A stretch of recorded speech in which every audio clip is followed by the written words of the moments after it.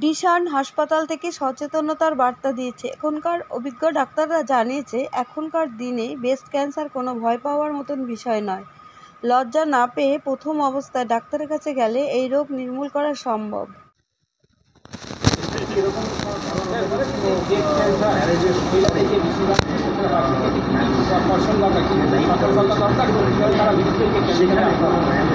আপনার প্রশ্ন আবার রিপিট করবেন। যার হয়ে গেছে সেটা না, যার ধরুন ব্রেস্ট ক্যান্সার হয়নি বা কীভাবে লাভ পাচ্ছে ক্যান্সারের লক্ষণ।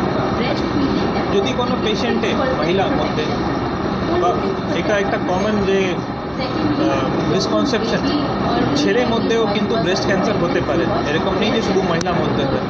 মহিলার মধ্যে বেশিরভাগ কমন, বাট ছেলের মধ্যেও হতে পারে।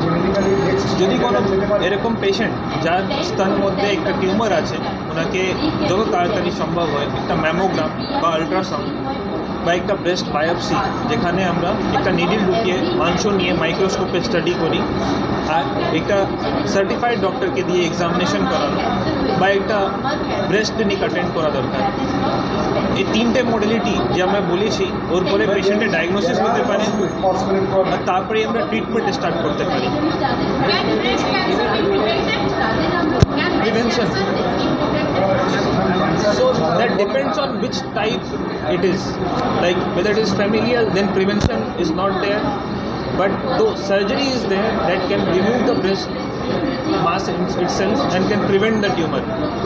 But the reduction is not of 100%, it is close to around 90 to 95%. Apart from that, some other modalities are there, such as chemoprevention, such as by some chemotherapeutic agents, hormonal therapy, that are also effective in range of 75 to 90%.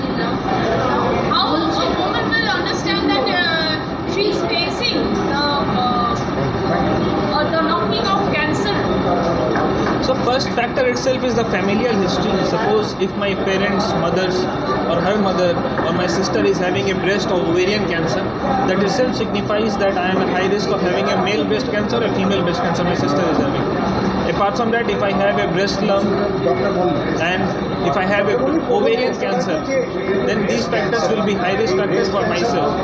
Any breast lump, previous history of any benign breast disease, and early age of menarche, less than 9 years, or delayed menopause, improper breastfeeding of less than 6 months, these are the risk factors.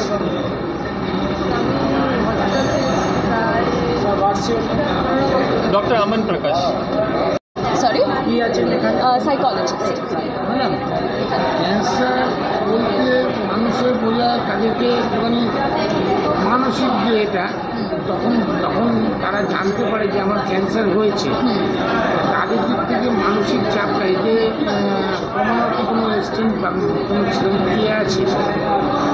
I think এটা অনেকটা depend করে যে মানুষের ফিয়রটা কোথায়, তার ভয়টা কোথায়। তার ভয় কি মরে যাওয়া নিয়ে, নাকি তার ভয় হচ্ছে সোসাইটি তাকে আর আগের মতন দেখবে না।